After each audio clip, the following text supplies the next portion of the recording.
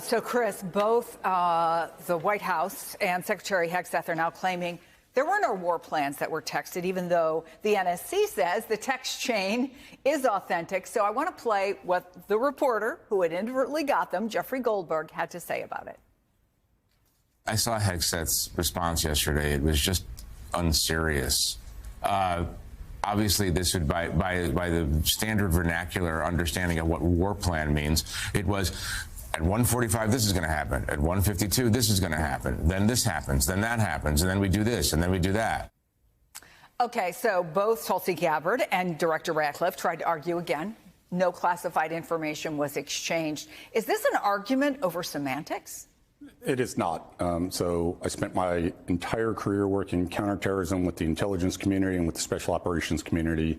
This behavior is inexcusable. And so was there a judgment error? Did they somehow have some justification for creating this signal chat because they were trying to overcome, people being separated for other reasons? Perhaps, but it was the wrong thing to do. And I will tell you, a member of the intelligence community or the military, if they had done something similar, would be removed from their command. They would be charged. They would lose their security clearance. So the president saying he learned a lesson is not what would happen? No, it would not. And, Mike Waltz knows this more than anybody coming from the special operations community. He knows what the requirements are. And although they might not have had the granular detail in this text chat, just the acknowledgement of the operation and the timing and everything else, you do not do that because people get hurt or operations fail because of that. The bigger concern for me is minimizing this and normalizing this, because what you're saying as a leader that this is acceptable behavior. So for every intelligence community professional, well, it's okay for you to engage in this too. For the forklift driver who is loading a pallet on a C-17 down at Fort Bragg or somewhere else, it's okay to do that. It's not okay to do that because this is how things leak and this is how people get hurt. Courtney, what more do we know about the nature of the leak and what's the reaction inside the intel community? Yeah, so I think what we need to do is parse out some of these denials, specifically the one that we heard from Secretary of Defense Pete Hegseth last night. It was a very brief discussion he had with a small group of reporters when he landed in Hawaii for this trip. And he specifically said that there were no military plans or war plans. Now, in military parlance, that actually means a little bit something different than just to civilians like you and I, Chris. An operational plan, a war plan, an O plan is generally seen by the military as a comprehensive plan for a war. So think about something like China begins a war with the United States. Where would all of the targets be? What sort of assets would be used? It's a much more comprehensive plan, and that may be the nuance that we're hearing here. We also heard it from Caroline Leavitt. She put something on social media earlier today in which she also followed Secretary Hegseth's lead by denigrating the reporter here, Jeffrey Goldberg, a well-known editor for The Atlantic, saying that he's a well-known for his sensationalist spin. And she said here that no war plans were discussed and no classified material sent to this thread. To be fair, Courtney, let's say, for example, the administration has repeatedly said that what's happening on immigration is why they're invoking war powers, right? Because that is a war. They consider that a war. Fourth there, Courtney, on, well, I didn't know, and I cannot confirm that. This all, I guess, Courtney, comes to the desk of Waltz, who is the one who created the chat? Yeah, either the National Security Advisor, Mike Waltz, someone in his office. It appears that they created this chat, and again, appear to have inadvertently added this reporter to it. But it really begs the question. These are some of the nation's top officials, top intelligence officials in some cases. And the idea that they weren't looking to see who was on a chat before providing, in the case of the CIA Director Ratcliffe, according to Goldberg, he gave the name of a CIA official who, that person's name being released publicly could put them in extreme danger. You would think that they would have checked to see who all was on the text chain, Jose. Yeah, and Frank, so they asked the director of the FBI today during that hearing that we saw here on MSNBC whether he would be investigating or at least starting an investigation. And Director Patel said that as of right now, no. You are a former FBI official who has investigated leaks of classified material even. How do you see this? Yeah, look, this is a no-brainer under normal circumstances, which clearly we're no longer under. This would be an open FBI investigation by now. And here's the thing. The FBI director, because of the high-level people involved, would coordinate the opening of that investigation with the CIA director, the DNI, the National Security Advisor, the Secretary of Defense. But here's the problem, Jose.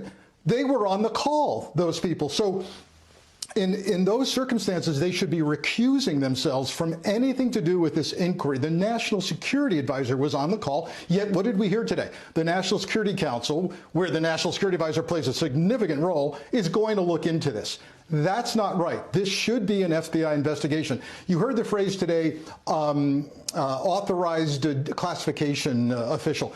I was that person for the FBI. I can tell you with a high degree of certainty that the information described to us on this exchange was classified, perhaps even at a top secret level. It's nonsense to assert that it was not. The other thing we learned today that really took me aback was that the president's Middle East advisor was in Moscow when he was participating in this commercial encrypted conversation.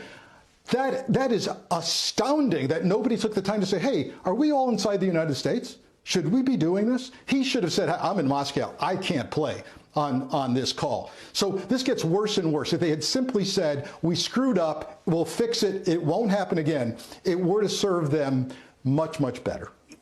Frank, if you would, and with your knowledge, so why is it that advisor to the president that was in Moscow at the time would have had access to a chat that is not classified, right? While in Russia, in other words, what would have been the best practice if he had been on that chat and had gone to Russia? The best practice would have been to go to, if he must be on the call, to go to the U.S. Embassy Moscow and get in the skiff and have that conversation. But if he was on the road, in a car, in his hotel room, which you can assume is totally compromised and bugged, not to mention his phone heavily targeted, then he's made a grave error in judgment. And now the question is, what will Congress do, if anything, about serious national security concerns after Atlantic editor Jeffrey Goldberg revealed he was added to a text thread with Trump officials about airstrikes in Yemen? Congressman Pat Ryan, a U.S. Army veteran who served 2 tours in Iraq, wrote this: if House Republicans won't hold a hearing on how this happened immediately, I'll do it my damn self. Congressman Pat Ryan joins us now. Okay, Congressman, have any of your Republican colleagues suggested to you they'd support a hearing? Should it be public? And why do you think it's important? This should not be Republican or Democrat. This should be, are you a patriot or are you not? Do you care about our troops in harm's way? Do you care about securing vital, essential, existential national security information or not? I just came off the House floor. I was actually trying to work on a few colleagues, but I'll be frank, I have very little hope that any of them will show any ounce of backbone. Despite the fact that we know we're the shoe on the other foot politically, they would be absolutely out there hammering this. And so it's a real reckoning moment for the Republican Party, the MAGA Party. Are you patriots, or are you going to be partisans? Are you going to be sycophants to Trump? Or are you going to actually protect our troops and protect the American people? Well, you mentioned that you thought that they would be hammering it if the shoe was on the other foot. I want to go back to 2016, and Pete Hegseth said this. He was referring to Hillary Clinton's use of a private email and accusations that she mishandled secrets. Any security professional, military, government, or otherwise, would be fired on the spot for this type of conduct and criminally prosecuted for being so reckless with this kind of information. Even one hiccup causes a problem. Do his very words now apply to him? Should Mike Waltz be fired? Should they resign? What do you think? Well, they never should have been appointed in the first place. Certainly, Hegseth and I and many were out there saying that he is not a serious person at a very serious time. Look, I was an Army officer, served 27 months in combat. Had I disclosed information in that way, I would not only lose my clearance, I would probably be at Fort Leavenworth in federal prison right now. And friends across the military have been texting me saying, goodness gracious, had we done this, we know what would have happened to us. There still has to be accountability in the United States of America, especially with such sensitive national security information. But instead, it's total amateur hour. And then today we see the White House double down and blatantly lie from the White House press secretary. There have to be consequences for this. And if the Republicans in Congress won't hold a hearing on my committee, the Armed Services Committee, as I said, we will do that. I was just speaking with our ranking member, Adam Smith. He is pushing for that. Our leadership is pushing for that, because that's what we owe the American people, and that's what we certainly owe any of our men and women in uniform. But realistically, what are the chances that happens? Well, look, if they won't hold this using the formal channels, I believe we need to hold essentially a shadow hearing.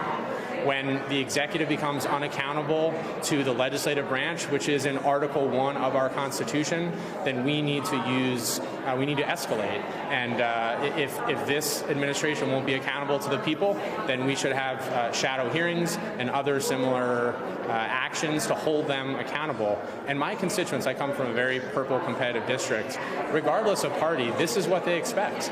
Seriousness and accountability, those should not be partisan things. Well, Speaker Mike Johnson has said Mike Waltz should absolutely not resign. Congressman Brian Mast says he does not support an investigation, although, to be fair, some Republicans have had harsher words. There are likely to be classified briefings about this soon, but it's a concern. It appears that mistakes were made, no question. Yeah. So you can see voices from the feds, guys, the FBI types. You see it in the title. FBI people with FBI histories, generations of experience in law enforcement, aghast at what they seen with regard to this data leak. Because again, it's about national security, but it's also about the sanctity of your data and how they're supposed to act. And this is not how government officials are supposed to act. I've seen some defenders of Trump, and maybe Trump himself, say, well, it's no big deal because the stuff shared, at least allegedly, was not technically classified info. But one, we don't know if that's true or not, right? Like, we don't know. We shouldn't just take Trump's word for it. There could very well be classified info. But even if it's not classified, this method of sharing data amongst these types of officials is by definition inappropriate. To have any work discussions on a text messaging app like this is textbook inappropriate. If they have a social thing where it's like, hey, you want to get pizza, and that's all they talk about, I assume that's fine, I guess. But to have any work discussions at all amongst all of these officials, most of whom deal with national security issues, with the military, all of that, it's inappropriate. There's two reasons why. One, for national security, but also for history. I've talked about this. I'm a historian. I have a PhD in history. I don't like any of these people, but they're important people. And in over the next decades and generations, you're going to write history about the Trump administration. We need those records preserved and not on secret text messages.